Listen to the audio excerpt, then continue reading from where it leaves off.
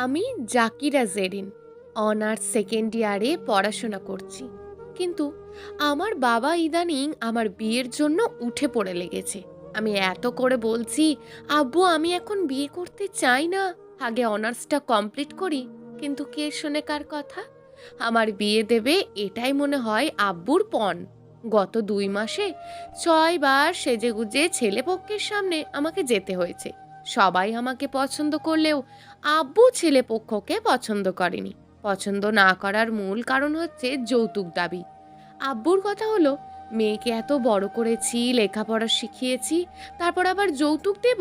সেটা কখনোই না। আজ আমাকে সপ্তম ছেলেপক্ষ দেখতে আসছে। শুনেছি ছেলের পরিবার অনেক ধনী। সেজে গুজে ছেলেপক্ষের সামনে বসে আছি। ছেলের মা আমাকে দেখেই পছন্দ করছে, ছেলের ভাই ভাবিরও পছন্দ।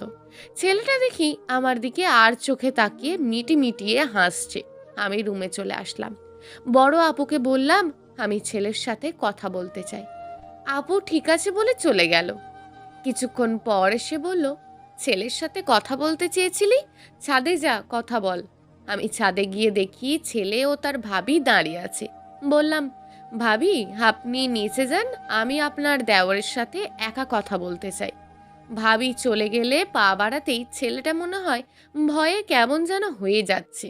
আমি বললাম, ভয় পাচ্ছেন কেন? আমি কি আপনাকে মেরে ফেলবো নাকি? আপনি কি মেয়ে মানুষের সাথে কখনো কথা বলেননি? আমার কথায় সে মাথা নাড়িয়ে সম্মতি জানালো। অবাক হয়ে বললাম, বলে কি? সে নাকি কোনো মেয়ের সাথেই কথা বলেনি। আচ্ছা বলেন আপনার নাম কি আর আপনার প্রফেশন কি? আমার নাম হিসাম আহমেদ। আমি কিছু করি না, সারাক্ষণ বাসায় থাকি। কিছু করেন না মানে? এত বড় ছেলে মায়ের আঁচলের নিচে বসে থাকেন? না মানে আমি তো অসুস্থ, তাই আম্মু আমাকে অফিসে যেতে দেয় না। কোনো কিছু সাইন করতে হলে বাসাতে ফাইল নিয়ে আসে, আমি সাইন করে দিই। আপনি অসুস্থ? কিন্তু আপনাকে দেখে তো ভালো মনে হচ্ছে। আমি মানুষকে খুব ভয় পাই, কারোর সাথে ঠিকঠাক কথা বলতে পারি না। আম্মু বলে আমি মানসিকভাবে অসুস্থ। ডাক্তারও তাই বলে আমার মানসিক সমস্যা আছে, তাই সবসময় আমাকে মেডিসিন খেতে হয়। হিসামের সাথে কথা বলে আমার মনে হয়নি হিসাম মানসিক রোগী। কি নিষ্পাপ শিশু সুলভ চেহারা, চোখের চাহনি মন পাগল করার মতন। আমি বিয়েতে রাজি ছিলাম না, কিন্তু হিসামকে দেখিয়ে তার মায়ায় পড়ে গেছি। আব্বুও বিয়েতে মত দিয়ে দিয়েছেন। তাদের কোনো কিছু দাবি দাওয়া ছিল না। হিসামের আম্মুর কথা, আমরা মনের মতন বউ পেয়েছি, আর কিছু চাই না। জেরিন আমার নিজের মেয়ের মতন থাকবে। আমি চাই জেরিন আমাকে তার মা মনে করে আমার সব কথা শুনবে। আব্বু আম্মু হিসাবের মায়ের কথায় খুব খুশি হয়েছে। আব্বু যেমন ঘরে আমাকে বিয়ে দেবে ভাবছিল, তেমন ঘর পেয়ে বেজায় খুশি। বিয়েটা অবশ্য হয়েই গেল। আমি কখন থেকে ফুলশয্যায় বসে আছি, হিসাম আসছে না। একা একা রুমের ভিতর বসে থাকতে কেমন যেন লাগছে। হিসামের বাবি হিসামকে নিয়ে রুমে প্রবেশ করে বলল, এই নাও তোমার লজ্জাবতী স্বামী। সে কিনা রুমে আসতে ভয় পাচ্ছে। ভাবি চলে যাওয়ার পর আমি হিসামের কাছে গিয়ে বসলাম। আমি আপনার বউ, আমাকে ভয় পাচ্ছেন কেন? আজ থেকে আমি আপনি একসাথে একই রুমে ঘুমাবো, সারা জীবন একসাথে থাকবো। একসাথে না ঘুমালে হয় না? আমি না হয় সোফায় ঘুমাবো। আমি হিসামের হাত ধরলাম। সে কাঁপছে। বললাম, ভয় পাবেন না আমাকে, এখানে বসেন। আমার কথা মতো হিসাম খাটে বসলো। আর কিছু বলল না, অবুঝ ছেলের মতন শুয়ে পড়ল। আর কিছুক্ষণের মধ্যেই ঘুমিয়েও পড়ল। এই রাত্রির জন্য হাজারো মেয়ে বুকে স্বপ্ন বেঁধে অপেক্ষা করে, আমিও করেছি। ভাবিনি আমার স্বপ্নে আমার বর এভাবে পানি ঢেলে দেবে।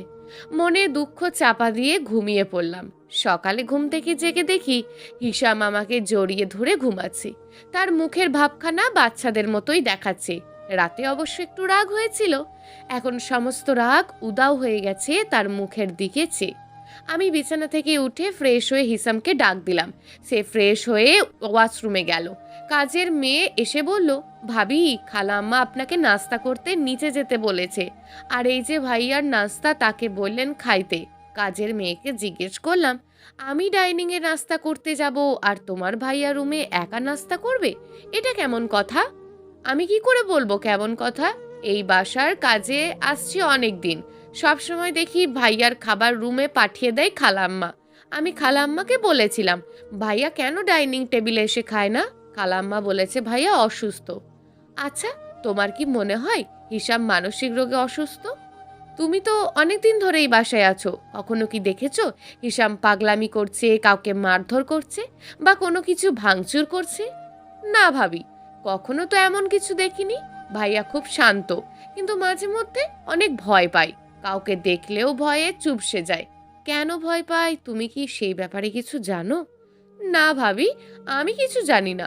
খালাম্মা বলেছে ডাক্তার নাকি বলেছে ভাইয়ার মাথার সমস্যা আছে, তাই এমন করে। কাজের মেয়ে চলে যেতেই আমি ভাবতে থাকি হিসাম কেন এত ভয় পায়। যদি সে মানসিক সমস্যায় ভুগতো তাহলে এত শান্ত স্বাভাবিক আচরণ করতে পারতো না। কেমন যেন রহস্য মনে হচ্ছে সব। হিসাম ওয়াশরুম থেকে বের হলে বললাম, চলো নিচে যাই নাস্তা করতে। আমার কথায় সে ভয় পেয়ে বলল, আমি নিচে যাব না, তুমি যাও, আমি এখানেই থাকবো। অনেক জোর করার পরও হিসাম রুম থেকে বের হলো না। আমি যত জোর করি সে তত ভয় পায়। নাস্তার টেবিলে শাশুড়ি মাকে জিজ্ঞেস করলাম, আপনার ছেলে কেন এমন আচরণ করে? শাশুড়ি মা বললেন, সে জন্মের পর থেকেই এমন, তাকে মেডিসিন খাইয়ে রাখি সব সময়, না হলে বেশি পাগলামি করে।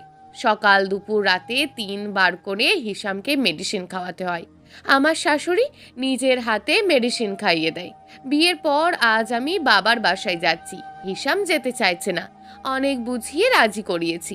যাওয়ার সময় শাশুড়ি বারবার সাবধান করে দিল, হিসামকে যেন একা না ছাড়ি, তাকে যেন চোখে চোখে রাখি, আর মেডিসিনগুলো যেন ঠিক মতন খাওয়াই। শাশুড়ি মাকে কথা দিলাম, আপনি চিন্তা করবেন না, আপনার ছেলের কিচ্ছু হবে না, আপনি যা বলেছেন তাই করব। আমাদের বাসায় যাওয়ার পর হিসামকে নিয়ে সবাই একসঙ্গে খাবার খেলাম। সে স্বাভাবিকভাবেই খাবার খেয়েছে ডাইনিংয়ে বসে। আমার মনে অনেকগুলো প্রশ্ন এসে ভিড় করছে। এখানে যদি সে সবার সাথে বসে খাবার খেতে পারে, তাহলে তার বাসায় কেন পারে না? সেখানে কেন পাগলামি করে? আমি ভাবনায় মগ্ন। হিসাম বিছানায় শুয়ে আমার মোবাইল নিয়ে টেপাটিপি করছে। আমি হিসামের দিকে তাকাতেই সে বলল, আমি তোমার মোবাইলে ছবি দেখতে চেয়েছিলাম, কিন্তু ছবি বের করতে পারলাম না। তোমার ফোন ধরেছি বলে তুমি আমাকে মারবে? দেখো, আমি কিন্তু ফোন নষ্ট করিনি, প্লিজ রাগ করো না। আমি একদম অবাক, হিসামের চোখে মুখে এত ভয় কেন? আর সে কেন এমন ভাবছে যে আমি তাকে মারবো? আমি তার কাছে গিয়ে হাত ধরে বললাম, কেন ভয় পাচ্ছ? আমার ফোন মানেই তো তোমার ফোন, আমার সব জিনিসে তোমার অধিকার আছে। আচ্ছা, তোমার কি মোবাইল ফোন নেই? না, জানো, আমার না খুব শখ ছিল মোবাইল ফোনের। আম্মুকে বলেছিলাম তোমাদের সবার মোবাইল আছে, আমাকে একটা মোবাইল কিনে দাও, গান শুনবো, গেম খেলবো। আম্মু কিনে দেয়নি, বলে তুই একটা পাগল, তোকে মোবাইল কিনে দিয়ে কি করব? বিশ্বাস করো, আমি পাগল না। আমি জানি আমার বরটা পাগল না। শোনো, আজ থেকে আমার মোবাইলটা তোমাকে দিয়ে দিলাম, তুমি গেম খেলবে, গান শুনবে, ভিডিও দেখবে। সত্যি আমাকে দিয়ে দিলে মোবাইল? জানো, একবার ভাইয়ার ফোনে গেম খেলতে চেয়েছি, ভাই আমাকে অনেক মারছে, বলছে আর কখনো যেন তোর এত সাহস না দেখি। আমি যত হিসামের কথা শুনছি ততই রহস্যের অতল গহীনে ডুবে যাচ্ছি। নিজের ছোট ভাই মোবাইল ধরেছে বলে তার গায়ে বড় ভাই হয়ে কিভাবে পারলো হাত তুলতে? আর নিজের মা হয়ে ছেলেকে পাগল বলে? সে তো পারতো হিসামকে মোবাইল কিনে দিতে। টাকা পয়সার তো আর কোনো অভাব নেই তাদের। কেন তারা হিসামের সাথে এমন ব্যবহার করে কিছু বুঝতে পারছি না। আমাকে জানতেই হবে। হিসামকে অনেকভাবে জিজ্ঞেস করলাম, কেন মা ভাই তোমার সাথে এমন ব্যবহার করে? আমার কথার উত্তর হিসাম দিতে পারে না। সে শুধু বলে আমি অসুস্থ, আমি না তাদের কথা না শুনি, তাই আমার সাথে ওরা এমন করে। হিসামের উত্তরে আমি কোনো যুক্তি খুঁজে পেলাম না তার সাথে খারাপ আচরণ করার। আমি আম্মু আব্বুকে সবকিছু খুলে বললাম, আর বললাম আমাকে কিছু টাকা দিতে, আমি হিসামকে মানসিক ডাক্তারের কাছে নিয়ে যাব। আমি দেখতে চাই আসলে তার সমস্যাটা কোথায়। পরের দিন সন্ধ্যায় হিসামকে নিয়ে গেলাম মানসিক রোগ বিশেষজ্ঞ ডাক্তার শফিক রহমানের চেম্বারে। ডাক্তার হিসামকে দেখে হিসামের সাথে কথা বলে আমাকে জানালেন, শোনেন, আমার মনে হয় আপনার স্বামীর মানসিক সমস্যা নেই, কিন্তু আপনি বলছেন সে ভয় পায় আর তার কোনো কথা মনে থাকে না। এটা কেন হচ্ছে বুঝতে পারছি না, তাই কিছু টেস্ট দিচ্ছি, করিয়ে আমাকে রিপোর্টগুলো দেখান। ডাক্তারের পরামর্শ অনুযায়ী টেস্টগুলো করালাম। 2 ঘন্টা পর রিপোর্ট পেলাম। রিপোর্ট দেখে ডাক্তার বলল, মিস্টার হিসামের মানসিক কোনো প্রবলেম নেই, তার মস্তিষ্ক সুস্থ স্বাভাবিক, তার ব্লাডে একটু প্রবলেম পাওয়া গিয়েছে, তার অনেক দিন যাবৎ তাকে ড্রাগস জাতীয় মেডিসিন সেবন করানো হয়। ডাক্তারের কথা শুনে আমি ওষুধগুলোর নাম বললাম যেগুলো হিসামকে খাওয়ানো হয়। ওষুধের নাম শুনে ডাক্তার শফিক রহমানের চোখ বড় বড় হয়ে গেল। মিসেস জেরিন, আপনি কি বলছেন? আপনি যে মেডিসিনের নামগুলো বললেন সেই মেডিসিনগুলো মানুষের জন্য খুবই ক্ষতিকারক। এই ওষুধ বেশি দিন সেবন করলে মানুষ মানসিকভাবে ভারসাম্যহীন হয়ে যায়। এই ওষুধের প্রভাবে মস্তিষ্ক ক্ষতিগ্রস্ত হয়, অবশেষে পাগলে পরিণত হতে হয় সেবনকারীকে। ডাক্তারের কথা শুনে আমার মাথায় আকাশ ভেঙে পড়ার উপক্রম। কিছুতেই ভাবতে পারছি না আমি কিসের জন্য বা কী কারণে মা হয়ে ছেলেকে পাগল বানিয়ে রাখছি। আমি ডাক্তার শফিক রহমানকে বললাম, এখন হিসামকে সুস্থ করে তুলব কিভাবে? যেভাবেই হোক তাকে সুস্থ করতে হবে। আমি কিছু মেডিসিন লিখে দিচ্ছি, সেগুলোই নিয়মিত খাওয়ান, সুস্থ হয়ে যাবেন। দেখবেন ড্রাগস জাতীয় মেডিসিনগুলো যেন আর না খাওয়ানো হয়, তাহলে কিন্তু আপনার হাজবেন্ড সুস্থ হবে না।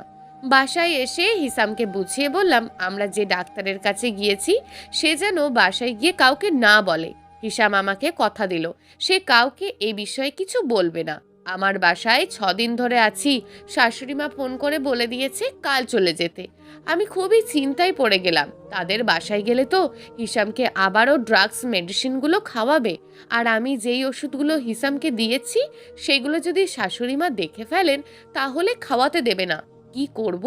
যাই হোক, ওষুধগুলো আমি ব্যাগে লুকিয়ে নিয়ে যাব আর সময় বুঝে লুকিয়ে খাওয়াবো।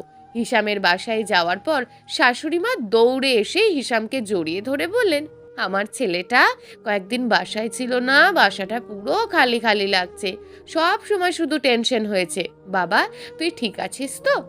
আম্মু, আমি ভালো আছি, জেরিন আমার খেয়াল রেখেছিল, আমারও তোমার কথা মনে পড়েছে।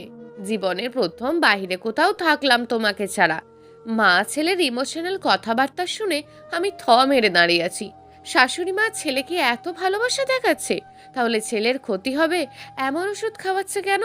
না জানি অন্য কারো চক্রান্ত হতে পারে, তাই শাশুড়ি মাকে আমাকে সব কিছু বলতে হবে। রাতে খাওয়ার পর শাশুড়ি মা হিসামকে খাওয়ানোর জন্য ড্রাগস মেডিসিন নিয়ে আসবে, তার আগেই শাশুড়ি মাকে এই মরণনাশক মেডিসিনের ব্যাপারে বলতে হবে। আম্মা, আপনার সাথে কিছু জরুরি কথা ছিল। না বললেই নয়। আপনি কি শুনবেন আমার কথাগুলো? কেন শুনবো না মা? তুমি আমার ছেলের বউ, তুমি যা বলতে চাও মন খুলে বলো। হিসামকে যে মেডিসিনগুলো অনেকদিন যাবৎ খাওয়াচ্ছেন সেগুলো ড্রাগস জাতীয় মেডিসিন। এই মেডিসিন সেবনের প্রভাবে হিসাম মানসিক সমস্যায় ভুগছে। কি বলছো তুমি আবোল তাবোল? আমি হিসামের মা, আকিব আর রিমি হিসামের ভাই ভাবি, এখানে কেউ হিসামের পর না। ডাক্তার অনেক পরীক্ষা নিরীক্ষা করে এই মেডিসিন খেতে দিয়েছে, আর এই মেডিসিন খেয়ে হিসাম ভালো আছে, না হলে পাগলামি করতো। মা, আপনি বিশ্বাস করছেন না তো ঠিক আছে, আমি আপনাকে শহরের নামকরা মানসিক ডাক্তার শফিক রহমানের কাছে নিয়ে যাব। আপনি নিজের কানে শুনে আসবেন এই মেডিসিনটা কতটা ক্ষতিকারক। এই মেডিসিনের জন্যই হিসাম মানসিকভাবে অসুস্থ। কথাগুলো বলে আমি শাশুড়ি মায়ের রুম থেকে বেরিয়ে আসতেই পা বাড়াতেই শাশুড়ি মা আমার হাতটা ধরে ফেললেন। কেন হাত ধরলো বুঝে উঠতে না পারার আগেই শাশুড়ি মা বলতে শুরু করলেন, দেখো জেরিন, আমি যখন তোমাকে বিয়ের জন্য দেখতে গিয়েছিলাম তখন তোমাকে আমি বলেছিলাম আমার সমস্ত কথা তোমাকে শুনে রাখতে হবে। শাশুড়ি মাকে জিজ্ঞেস করলাম, কি কথা রাখতে হবে বলুন? হিসামকে যে মেডিসিন খাওয়াচ্ছি সেগুলো রেগুলার খাওয়াতে হবে। এই মেডিসিন যাই হোক, তুমি কাউকে এই ব্যাপারে কিচ্ছু বলবে না। তোমাকে আমি বিয়ে করিয়ে আনছি, তুমি আমার কথা শুনবে, আশা করি তোমার ভালো হবে। আর যদি বাড়াবাড়ি করো আমাদের কিছু করতেই পারবে না, বরং তোমার নিজেরই ক্ষতি হবে। আপনি মা হয়ে ছেলের জীবন শেষ করে দিচ্ছেন, আবার বলছেন আমাকে আপনার সাথে হাত মেলাতে। হিসাম আমার স্বামী, তার কোনো ক্ষতি আমি চাইবো না। আর বললেন আমার ভালো হবে? কি ভালো হবে বলেন শুনি? তুমি আমার কথা মতো চললে বসুন্ধরায় আমাদের জমির প্লট আছে, সেটা তোমার নামে লিখে দেবো। সেই জমির বাজার দর প্রায় ৫ লক্ষ টাকা। তুমি চাইলে আরও টাকা দেব। আচ্ছা, দেবেন, বুঝলাম। সেই জমি তো হিসামের, তার জমি আমাকে দেবেন তার জীবন নষ্ট করতে? আপনি কি সত্যি হিসাবের মা? ভাবতেই অবাক লাগছে। আমার কথা রাখবে কি, হ্যাঁ কি না বলো? আমি ভয় পেয়ে গেলাম শাশুড়ি মায়ের রুক্ষ মূর্তি রূপ দেখি। এই মহিলা যা খুশি করতে পারে নিজের জন্য, হয়তো আমাকে মেরে ফেলতে পারে তার কথা না মানতে চাইলে। আমি রাজি হলাম তার প্রস্তাবে, বললাম আমাকে জমিটা লিখে দিতে হবে, যদি দেন আপনার সব কথা রাখবো। শাশুড়ি মা বললেন অবশ্যই লিখে দেব। আমি রুম থেকে গিয়ে দেখি হিসাম মোবাইলে আমার পিকচার দেখছে। আমাকে দেখে হাসি হাসি মুখ করে বলল, জেরিন তুমি খুব সুন্দরী, ঠিক যেন পরীর মতন। হিসামকে বললাম, তুমি পরী দেখেছো? তবে কিভাবে জানলে আমি পরীর মতন সুন্দরী? দেখিনি, কিন্তু শুনেছি পরীরা খুব সুন্দরী হয়। তুমি সুন্দরী, তাই আমার চোখে তুমি পরীর মতন সুন্দরী। আজ প্রথম হিসাম আমাকে ভালো করে দেখেছে মনে হয়। আমি তাকে বললাম, আমি সুন্দরী না, পচা। সুন্দরী হলে আমার বর আমাকে ভালোবাসতো, আদর করত। আমার কথা শুনে হিসাম কি যেন ভাবলো। সে আমার কাছে এসে হাত ধরে বলল, সত্যি জেরিন তুমি খুব সুন্দর, আমি তোমাকে ভালোবাসি। তুমি তো জানো আমি অসুস্থ, মানুষ দেখে ভয় পেতাম, কিন্তু এখন আর ভয় পাই না তেমন। তুমি যদি আমার পাশে থাকো আমি সুস্থ হয়ে যাব। হিসামের মুখে এমন কথা শুনে আমার চোখে জল চলে এসছে। আমি তাকে জড়িয়ে ধরছি। হিসাম আমার স্পর্শ পেয়ে কেঁপে উঠল। তার হাত দুটো আমার পিঠের উপর রেখে আমাকে শক্ত করে চেপে ধরলো তার বুকের সাথে। হিসামের শরীরের স্পর্শ আমাকে পাগল করে দিয়েছে। এতদিনের অপেক্ষা আজ হয়তো পূরণ হবে। দরজায় নক করার শব্দ শুনে আমরা দুজন দুজনকে ছেড়ে দিয়ে উঠে দাঁড়ালাম। শাশুড়ি মা আসছে হিসামকে মেডিসিন খাওয়াতে।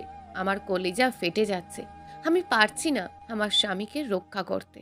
শাশুড়ি মা চলে যাওয়ার পর হিসাম আমাকে বলল, জেরিন আমি তো ভালো হব না এই ড্রাগস মেডিসিন খেলে। অবশ্যই তুমি ভালো হবে। শোনো, আমি তোমাকে যা বলছি তুমি তাই করবে। আম্মা যখন তোমাকে মেডিসিন খেতে দেবে, তুমি মুখে পানিটা নিয়ে পানিটা গিলে ফেলবে, তারপর ট্যাবলেটগুলো মুখে দেবে। ট্যাবলেটগুলো জিভের নিচে রেখে আবার পানি খাবে, যেন আম্মা বুঝতে না পারে। সেদিনের পর থেকে আমার কথা মতো হিসাম অভিনয় করে যাচ্ছে। আমি শুধু ওষুধগুলো নিয়ে আসছি, সেগুলো নিয়মিত খাওয়াচ্ছি। হিসাম এখন আগের থেকে অনেক নর্মাল, কিন্তু আমি হিসামকে সাবধান করে দিয়েছি সে যেন বাসার সবার সাথে আগের মতন ব্যবহার করে। তারা যেন মনে না করতে পারে তাদের দেখে হিসাম ভয় পায়। বিয়ে হয়েছে 1.5 মাস, আমাদের এখনো শারীরিক সম্পর্ক হয়নি। কি করে হবে? আমি চাইলেই তো আর হবে না, হিসামেরও তো চাইতে হবে। আমাদের মধ্যে দুজন দুজনকে জড়িয়ে ধরা এটুকুই হয়েছে। ঘুমের মাঝে অনুভব করলাম আমার পেটের ওপর হিসামের হাত। আমি চোখ খুলে চেয়ে দেখি হিসাম ঘুমায়নি, কেমন ছটপট করছে। কি হচ্ছে জানতে চাইলাম। কিছু না বলে হিসাম আমাকে জড়িয়ে ধরলো তার বুকে। আমার সারা শরীর শিহরিত হয়ে গেল। আমার এতদিনের স্বপ্ন আজ হিসাম সত্যি করে দিল। হিসামের জন্য ডাক্তার শফিক রহমান যে মেডিসিনগুলো দিয়েছিল সেগুলো প্রায় শেষ। আমার তো আবার ডাক্তার শফিক রহমানের সাথে দেখা করতে হবে, কিন্তু কি করে যাব? শাশুড়ি মাকে বললাম, অনেকদিন যাবৎ বাসায় যায়নি, আব্বু আম্মুকে খুব দেখতে ইচ্ছে করছে। আচ্ছা, বিকেলে ড্রাইভার তোমাকে দিয়ে আসবে, কাল সকালে নিয়ে আসবে। আপনার ছেলেকে সঙ্গে নিয়ে যাই? না, তার দরকার নেই, তুমি একাই যাও। বিকেলে আমি বাসায় গেলাম, ড্রাইভার আমাকে দিয়ে আসলো। সন্ধ্যার সময় আমি আব্বুকে নিয়ে ডাক্তার শফিক রহমানের কাছে গেলাম। এই 1.5 মাসে হিসাম অনেকটা সুস্থ হয়ে গেছে। শুনে আগের দেওয়া ওষুধগুলোই নিয়মিত খাওয়াতে বললেন। আমি 2 মাসের ওষুধ কিনে নিলাম। পরের দিন সকাল 11টায় ড্রাইভার এসে হাজির আমাকে নিয়ে যাওয়ার জন্য। আমি শাশুড়ি মায়ের মন রাখতে তার সব কথা শুনে চলি। আমার ওপর শাশুড়ি মায়ের অনেকটা বিশ্বাস জন্মে গেছে। আজ সকালেই হিসামের ভাইয়া হিসামের কাছে আসলো একটা ফাইল সাইন করাতে। হিসাম ফাইলটা সাইন করে দিল। আমি কাছেই ছিলাম। উঁকি মেরে দেখলাম 60 লক্ষ টাকার ডিল। ভাইয়া চলে যেতে হিসামকে জিজ্ঞেস করলাম, সাইন তোমাকে করতে হয় কেন? আম্মু আছে, ভাইয়া আছে, তারা থাকতে তুমি কেন সাইন করো? মানে বুঝলাম না। আবু মারা যাওয়ার পর থেকেই সবকিছুর সাইন আমাকেই করতে হয়। আই মিন সবকিছুর মালিক তুমি। আম্মু ভাইয়া থাকতে সবকিছুর মালিক তুমি কি করে হলে? মাথায় কিছুই আসছে না। তুমি কিছু জানো? জানলে প্লিজ আমাকে বলো। আমি মনে করতে পারি না। তুমি তো জানো আমার অতীত স্মৃতি মনে নেই। একবার আব্বাসুদ্দিন চাচা আমাকে বলেছিল এই সব সম্পদের মালিক তুমি। এই বাসা, অফিস, ব্যবসা সব তোমার। আম্মু চাচার কথা শুনে ফেলে, চাচাকে মেরে বাড়ি থেকে বের করে দেয়। আর বলে কখনো যদি হিসামের আশেপাশে তোকে দেখি চোর বলে পুলিশে দেব। আচ্ছা তুমি কি জানো চাচা কোথায় থাকে? মনে নেই, কিন্তু আমি মনে করব, যখন মনে পড়বে তখন তোমাকে জানাবো। হিসাম গম্ভীর মুখে ভাবতে শুরু করে দিল। আমি বুঝতে পারলাম হিসানের জীবনের সাথে কোনো অজানা রহস্য জড়িয়ে আছে। আব্বাসুদ্দিন চাচাকে খুঁজে পেলেই এই রহস্যের জট খুলবে। মাঝরাতে হিসাম আমাকে ডেকে বলছে, জেরিন তাড়াতাড়ি ওঠো, আমার মনে পড়েছে আব্বাসুদ্দিন চাচা কোথায় থাকে। হ্যাঁ জান বলো, তোমার যা যা মনে পড়ে সব বলো। আমি তখন শিক্ষে পড়ি সম্ভবত। চাচা একদিন আমাকে তার বাসা দেখাতে নিয়ে গেছিল বস্তিতে। অনেক দিন হয়ে গেল, সেখানেই চাচা আছে কিনা যে করেই হোক চাচাকে খুঁজে বের করব। যদি সে বেঁচে থাকে, চাচাকে খুঁজে বের করতে হলে হাতে কয়েকদিনের সময় নিয়ে যেতে হবে। শাশুড়ি মাকে বললে একদিনের জন্য বাবার বাসায় যেতে দেবে। একদিনে তো চাচাকে খুঁজে নাও পেতে পারি। আব্বুকে ফোন করে বললাম শাশুড়ি মাকে বলতে আমার মা অসুস্থ, তাই আমি যেন কয়েকদিন আম্মুর কাছে গিয়ে থাকি। শেখানো কথা অনুযায়ী আব্বু আমার শাশুড়িকে ফোন দিয়ে বলল আমার মায়ের অসুখের কথা। শাশুড়ি 7 দিনের জন্য বাবার বাসায় যেতে দিল। হিসামকে সাথে করে নিয়ে যেতে চাইলাম, শাশুড়ি মা রাজি হলো না। যাওয়ার আগে হিসামকে বলে গেলাম সাবধানে থাকতে আর তাদের সাথে ভালোভাবে অভিনয় করতে। তারা যেন কোনোভাবেই বুঝতে না পারে হিসাম এখনো সুস্থ। 7 দিন হিসামকে ছেড়ে থাকবো শুনে হিসামের চোখে পানি দেখা যাচ্ছে। জেরিন তুমি আমাকে একা রেখে যাচ্ছ, আমার খুব কষ্ট হচ্ছে। এই কয়দিন তোমাকে ছেড়ে থাকবো কিভাবে? তুমি ছাড়া তো কেউ আমাকে ভালোবাসে না। আরে পাগল, কাঁদছো কেন? আমি কিসের জন্য যাচ্ছি তুমি তো জানো। চাচাকে খুঁজে পেলে 2 দিন 4 দিনের মধ্যেই চলে আসবো। অনেক বুঝিয়ে হিসামকে শান্ত করে আমি চলে আসলাম। বাবার বাসায় এসে পুরো ঘটনা আম্মুকে বললাম। সব শুনে আব্বু বলল কাল সকালেই আমরা বস্তিতে যাব। সকলে নাস্তা করে আব্বু আর আমি বেরিয়ে পড়লাম যাত্রাবাড়ির উদ্দেশ্যে। বস্তিতে গিয়ে অনেকজনের কাছে জানতে চাইলাম আব্বাসুদ্দিন নামে কাউকে চেনে কিনা। কারোর কাছ থেকে জানতে পারলাম না। আব্বু বলল অনেক দিন আগের কথা, হয়তো আব্বাসুদ্দিন অনেক আগে এখান থেকে চলে গেছে, তাই কেউ খোঁজ দিতে পারছে না। আব্বুর যুক্তি আমি মেনে নিতে পারছি না। কেউ না কেউ তো আব্বাসুদ্দিন চাচার কথা মনে রাখছে। দরকার হলে পুরো বস্তির ঘরে ঘরে গিয়ে খুঁজবো। সকাল 10টায় আসছি, বিকেল পর্যন্ত খুঁজলাম। আব্বু বলল চল আজ বাসায় চলে যাই, কাল আর একবার এসে খুঁজে দেখব। চলে আসলাম সেখান থেকে। হাজারো চিন্তা ঘোরপাক খাচ্ছে আমার মাথায়। যদি চাচাকে খুঁজে না পাই তাহলে কি হয়েছে, কিসের জন্য হয়েছে, হিসামকে মা পাগল কেন বানিয়ে রাখছে, কিছুই জানতে পারবো না। রাতে তেমন ঘুম হলো না, চাচাকে না পাওয়ার চিন্তায়। হিসাম আমাকে ছাড়া কেমন আছে সেই চিন্তাও। হাসার সময় হিসামের ছলছল চোখে তাকিয়েছিল। ভাবতেই এখন আমার বুকের ভিতর মোচড় দিয়ে উঠল। অনেক ভালোবাসি আমি হিসামকে, সেও আমাকে অনেক ভালোবাসে। না হলে আমি কদিন থাকবো না শুনে কান্না করতো না। হিসামকে দেখলে যে কারোর মায়া হবে, কিন্তু তার নিজের ফ্যামিলির লোকেরা তার সাথে কেন মানসিকভাবে অত্যাচার করে? কি কারণ? কি অপরাধ করেছে হিসাম? চাচাকে পেলে সব জানা যাবে। না ঘুমিয়ে রাতটা পার করলাম। সকাল হতেই আব্বুকে বললাম নাস্তা করে তাড়াতাড়ি চলো বস্তিতে যাব। আরে মা, এত পাগল হচ্ছিস কেন? যাব তো, আমরা আব্বাসুদ্দিনকে অবশ্যই খুঁজে পাবো। আব্বুর কথা শুনে চিন্তা ছেড়ে দিলাম। আব্বু তো ঠিকই বলেছে।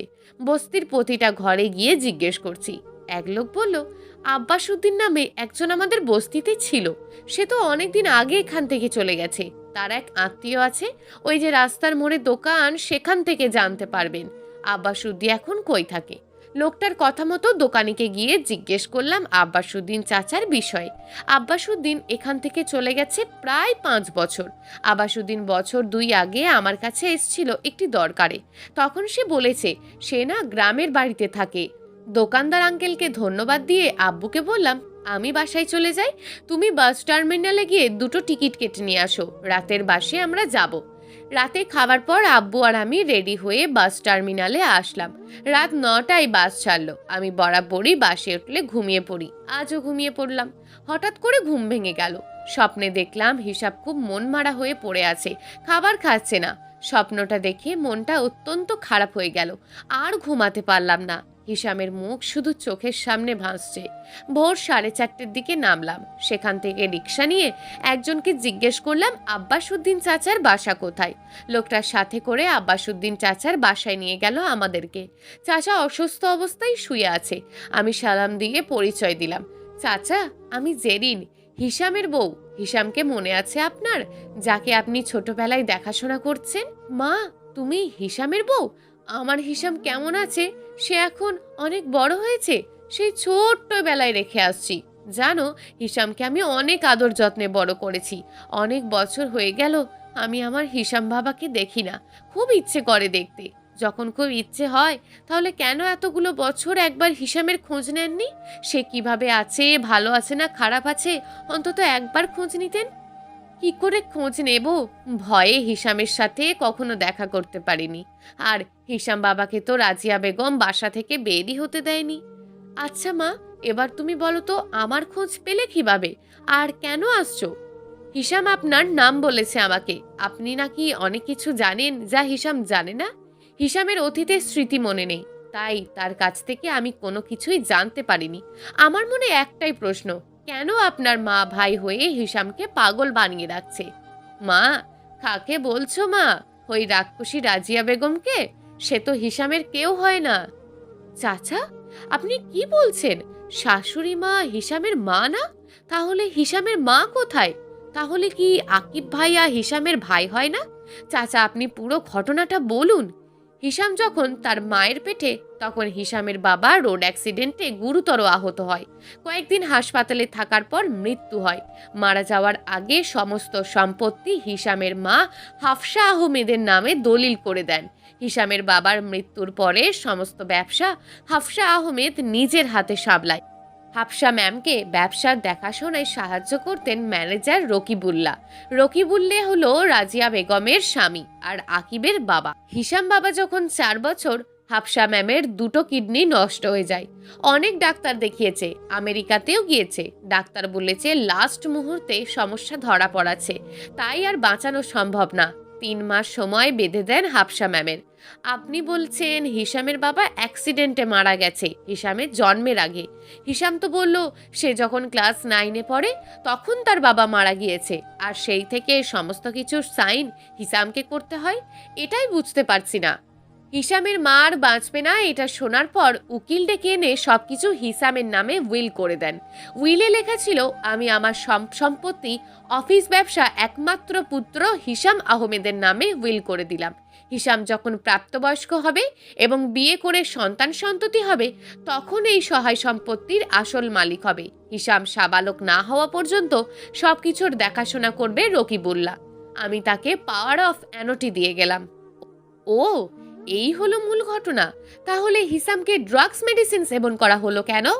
হিসাম খুব মেধাবী শিক্ষার্থী ছিল, সকল ক্লাসে প্রথম হতো।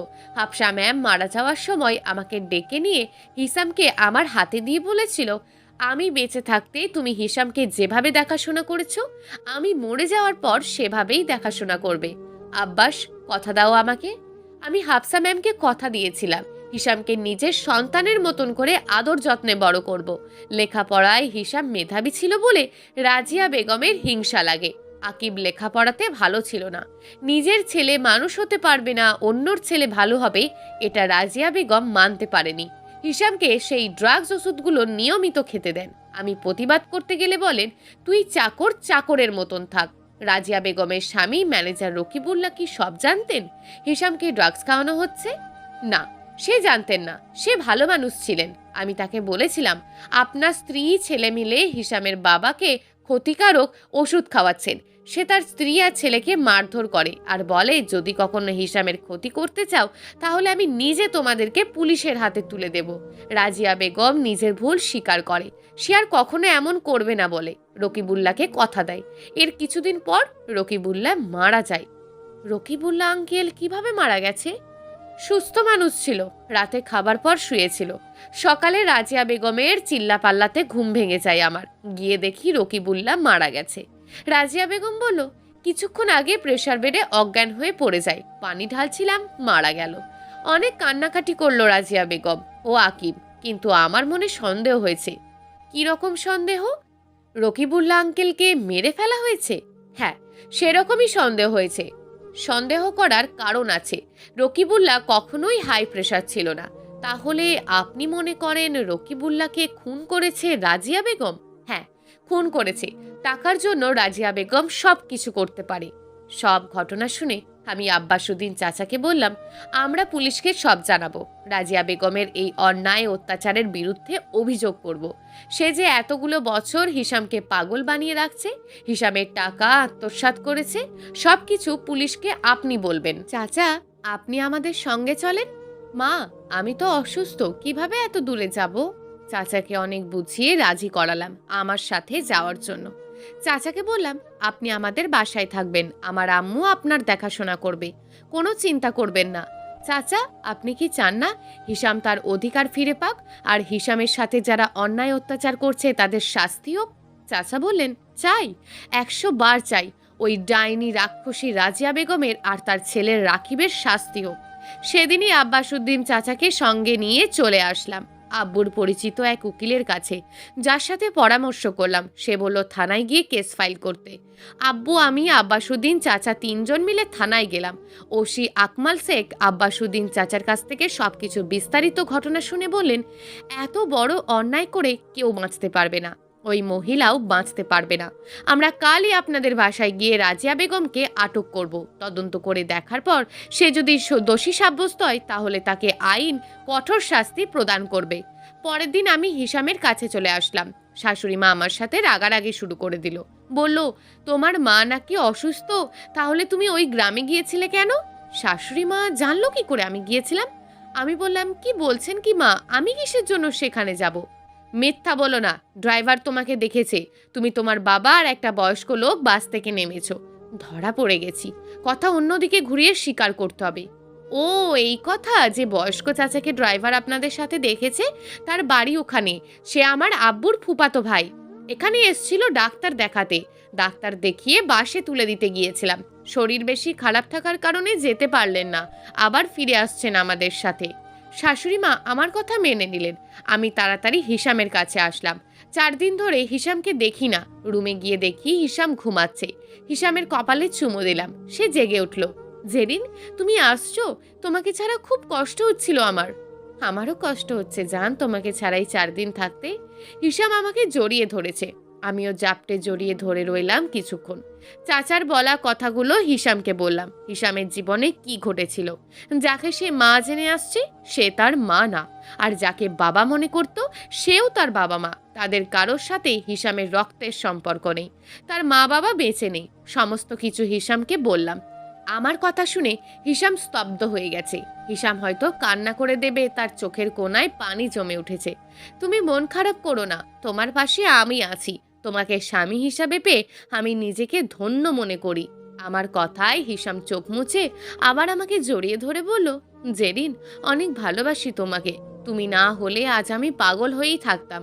হিসামকে বললাম, আব্বু পুলিশ নিয়ে কিছুক্ষণের মধ্যেই চলে আসবে, সঙ্গে আব্বাসুদ্দিন চাচাও আসবে। পুলিশ তোমাকে যা যা জিজ্ঞেস করবে তুমি ঠিকঠাকভাবে উত্তর দিও। আর শোনো, রাজিয়া বেগম কিন্তু খুব ধৃত মহিলা। পুলিশের সামনে হয়তো মায়া কান্না শুরু করে দেবে।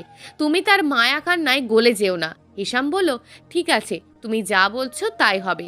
পুলিশ নিয়ে আব্বু চলে আসছে। রাজিয়া বেগম পুলিশ দেখে অবাক। ওসি আকমাল শেখ রাজিয়া বেগমকে বললেন, আপনার বিরুদ্ধে অভিযোগ আছে। আপনি হিসাম আহমেদকে ড্রাগস মেডিসিন সেবন করিয়ে মানসিক রোগী করে রাখছেন। রাজিয়া বেগম বললেন, আমার বিরুদ্ধে সব অভিযোগ মিথ্যে। আমি কেন আমার নিজের ছেলের সাথে অন্যায় করব? আব্বাসুদ্দিন চাচা ওসিকে বললেন, স্যার, এই মহিলা মিথ্যে বলছে।